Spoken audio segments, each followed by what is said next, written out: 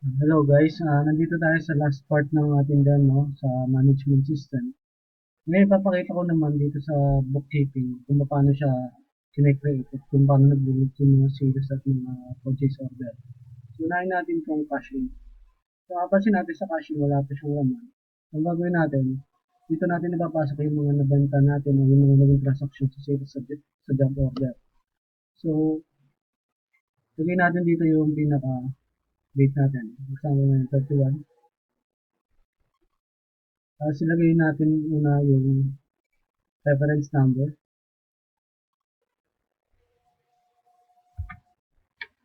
Then yung payment type niya is cash.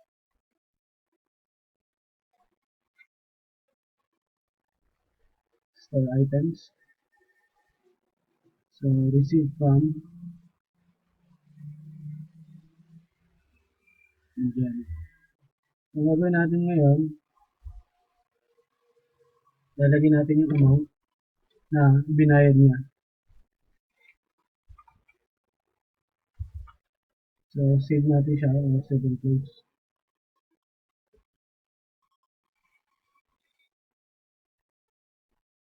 So makikita natin, pag binalikan natin yung daily transaction dito sa sales, double click natin to. Yun yung makikita niyo yung accounts receivable, yung babayaran niya is wala na. So cash DR, 2,144. Pag chinek natin yung history niya, so nag-pay siya noong 2,144 cash. So wala na siyang balance ang payment type is cash. Kasi dito natin ginawa yung pag-link doon pa lang sa settings o sa bookkeeping. So ngayon, ang papakita ko naman sa inyo sa bookkeeping is yung cash out. Paano ba yung cash out? Ito yung mga sinasabi natin mga expenses. Naglagay na ako dito ng example ng Meralco. For example, nagbayad tayo ng 30 amount of palagay natin 2,400. Yun ang payment niya is yung example PLDT. Then yung cash out type niya expenses. So hindi siya pwedeng i-link kasi hindi naman siya purchase order. So second close natin. So yung payment type na ginawa natin sa PLDT, pwedeng dated check o cash. So gawin na lang natin is dated check. So pwede ito yung reference number o yung account number niyo sa PLDT.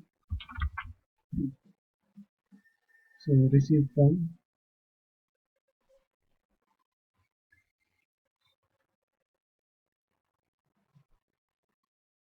So received by PLDT. The 7 close. Kung data check siya, pwede natin ilagay dito yung Metrobank o kaya yung check number. So, save and close natin siya.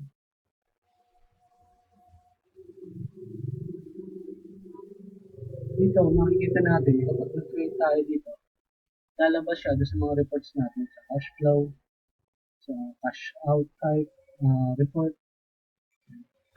So, yung accounts receivable naman, ito yung mga client nyo na may utang. So, pwede natin ilagay dito, entry, yung mga client natin na may utang. Yung natin 29, tapos yung customer name, yung reference niya, kung ano yung job order number niya, pwedeng 3 na lang. Tapos yung amount niya is 4,000. Tapos yung terms, 30 days. Then, save natin. So, pag kanya nang lumabas, kailangan natin ilagay yung due date niya o invoice number niya. So, balikan natin yung transaction niya ng cancel.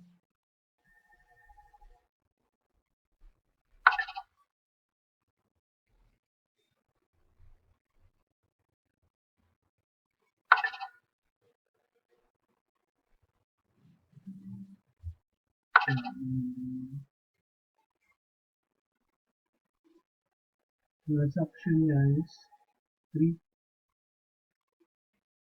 Double click natin. So, wala siyang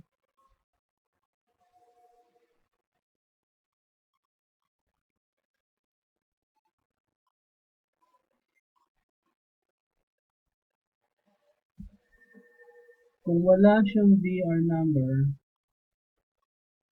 pwede natin lagyan at balikan dito. 223 7 close. Due date niya is 8/30 2017. Ayan, nag-reflect na siya.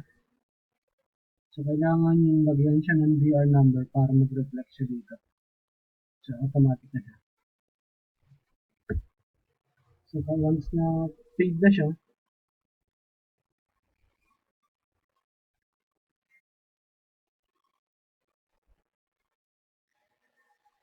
then punta tayo sa accounts payable. So, automatic nag-link na dito yung sa purchase order natin. Kung makapansin nyo, meron siyang PO number, supplier, yung amount na balance niya. Ang gagawin natin, babalik tayo sa daily transaction sa purchase order. Then try natin bayaran. Punta tayo sa payment. Dito siya. Sa bookkeeping. Accounts payable.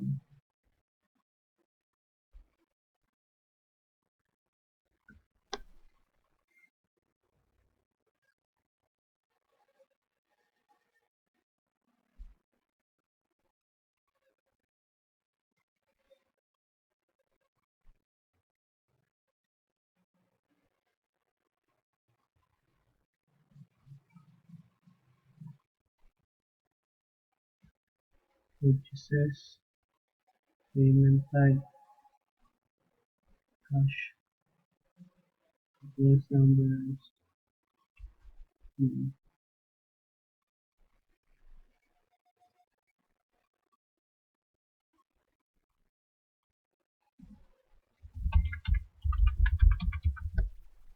Save and close.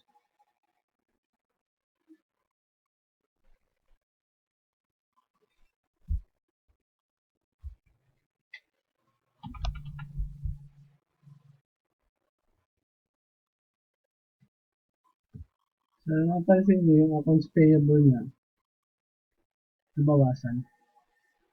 So, from 6.7 to 4.7 kasi nagbayad tayo sa kanya ng 2,000. So, nakalink tong purchases sa accounts payable.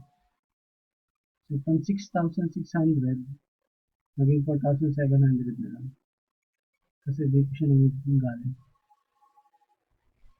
So, sa reports naman, napansin nyo, double click lang yung accounts payable. So, palitan nyo lang yung date. Pwede nyo kunin yung 1 month o 2 months. So, yun.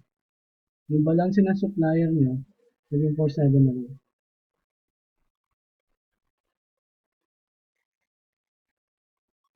So, sa accounts receivable, check natin kung may lumabas sa accounts receivable. So, yun. Yung accounts receivable, supplier, 4,000 yung balance niya. So, yun yung babayaran pa niya. Then yung cash flow, check natin yung cash flow. Kunin natin yung monthly. Yung may lumabas.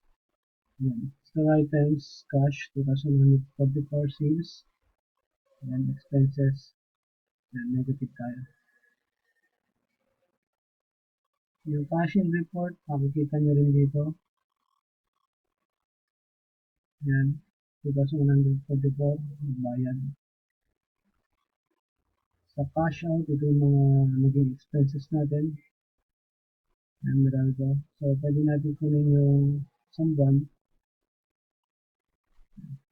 Pwede mo rin i-sort yung payment type by clicking the payment type, for example, cash. Click yung cash. So, cash lang yung lalabas. So, kung mapag-aralan nyo lang, na-explore nyo lang yung system, malaking benefits ito para sa company nyo. So, matitrace nyo lahat yung mga nagiging transaction. Yun yung statement of account. Makikita niyo dito yung binayad niya. Ito si customer 1. So yan, 800, 0, then 4,000. So sa income statement report naman, check natin yung income statement report. Yan natin yung dalawang buwan. So yan, wala tayong cost of goods sold kasi hindi tayo naglagay. Nakikita natin yung nagiging net income natin. Yung inventory report, meron ka na lang tarpaulin ng 4, then din yung bond paper, yung total cost. Dito makikita mo yung total na nailabas sa puhunan mo. Job order report, ito yung naging transaction natin kanina. Natin submit.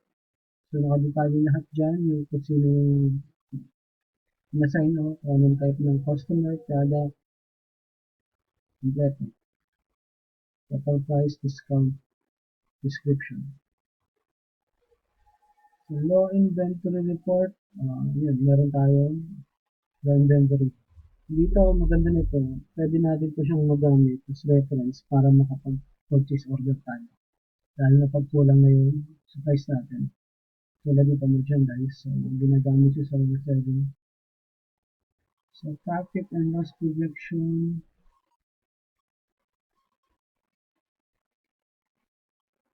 then purchase report and sales report by table summary. So, sana marami kayong natutunan sa ating demo and kayo mahiyang magtanong and mag-text para mas matulungan namin kayo. God bless po. Salamat.